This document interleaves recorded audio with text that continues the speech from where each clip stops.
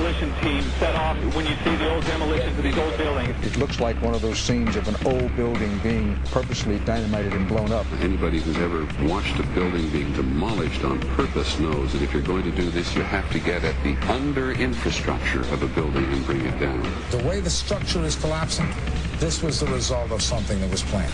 It's not accidental that the first tower just happened to collapse and then the second tower just happened to collapse in exactly the same way. How they accomplished this, we don't know. The building collapsed to dust. You don't find a desk. You don't find a chair. You don't find a telephone, a computer. The biggest piece of a telephone I found was half of the keypad, and it was about this big. What happened to the concrete? The concrete was pulverized from river to river. There was dust powder 2-3 inches thick. The concrete was just pulverized.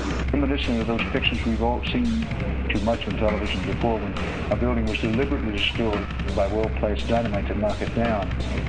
If they had detonated, they were planned to take down a building. Boom, boom, boom, boom, boom. I heard a second explosion. There was a heavy-duty explosion. Then there was secondary explosions and then subsequent collapses. An explosion blew and it knocked everybody over. To me, it sounded like an explosion. It sounded like gunfire. Bang, bang, bang, bang, bang. And then all of a sudden, 3 big explosions. We heard a big explosion coming down. And then the entire top of the building just blew up. We saw some kind of explosion. By the force of the explosions. Big explosion. Blew it back into the 8th floor. Then we get to the lobby. This is a big explosion.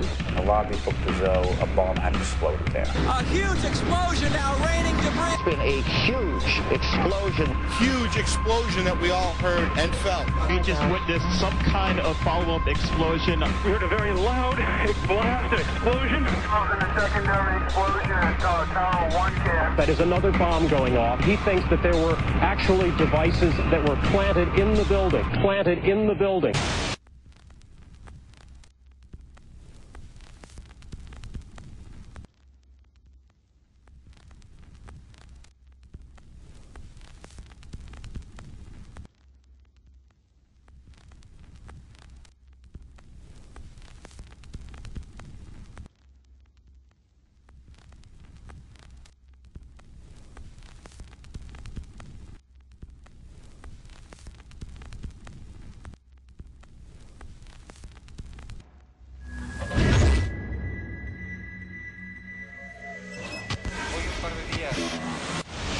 I don't think anybody could have predicted that they would try to use an airplane as a missile, a hijacked airplane as a missile. Nobody in our government, at least, and I don't think the prior government that could envision flying airplanes into buildings.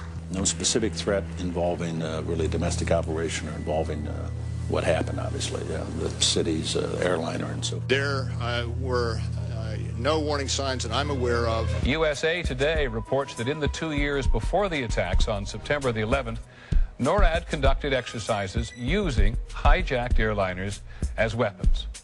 And one target was the World Trade Center.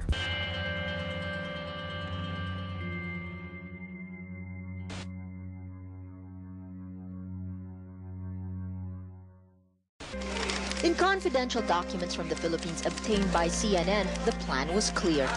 He will board any American commercial aircraft, control its cockpit, and dive it at the CIA headquarters. Other buildings targeted the Pentagon and the World Trade Center. Security in counterterrorism was blinking red, in the words of George Tenet, that the warnings of an imminent attack were so severe that something dramatic should have been done. It was unparalleled. Instead, our president went on a month-long vacation.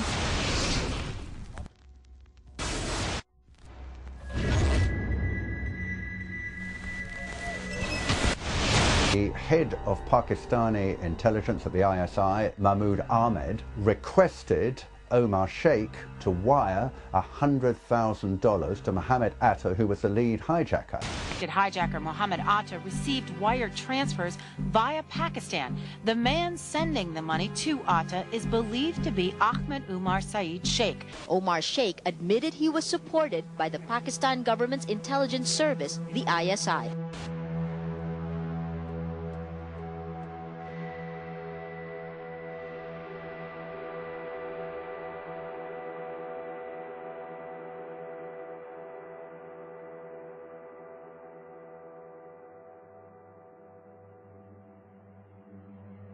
although we are told that 4 or 5 of the alleged hijackers were on each of the flights. If so, their names should have been on the flight manifests.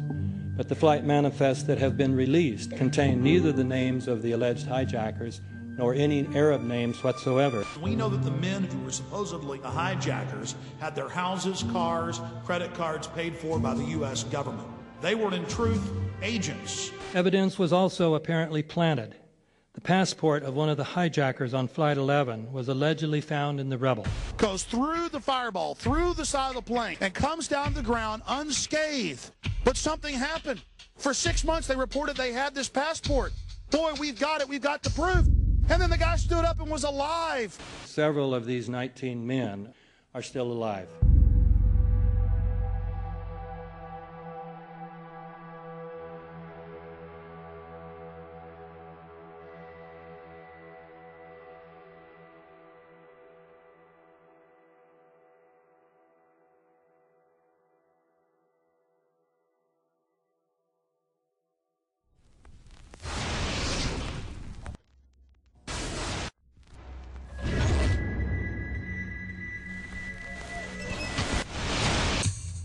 Of course we're after Saddam Hussein, bin Laden. He's January 2001, the Bush administration orders the FBI and intelligence agencies to back off investigations involving the bin Laden family, including 2 of Osama bin Laden's relatives, who were living, guess where, in Falls Church, Virginia, right next to CIA headquarters. When he was already America's most wanted criminal, he reportedly spent 2 weeks in the American hospital in Dubai, was treated by an American doctor, and visited by the local CIA agent.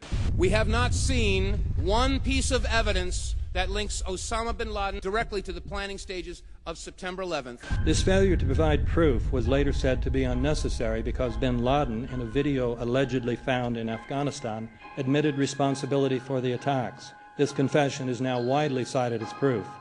But the man in this video has darker skin, fuller cheeks, and a broader nose than the Osama bin Laden of all other videos. We again seem to have planted evidence. In 1976, Osama's older brother Salim bin Laden hired a man in Texas by the name of Jim Bath to handle all the investments in the United States for the bin Laden family. Jim Bath also happens to be a personal, almost lifelong friend and former Air National Guard pilot with George W. Bush. The connections between the Bushes and the bin Ladens become much more clear when George Herbert Walker Bush made trips to Saudi Arabia in 1998 and 2000 to meet with the bin Laden family on behalf of a company called the Carlyle Group.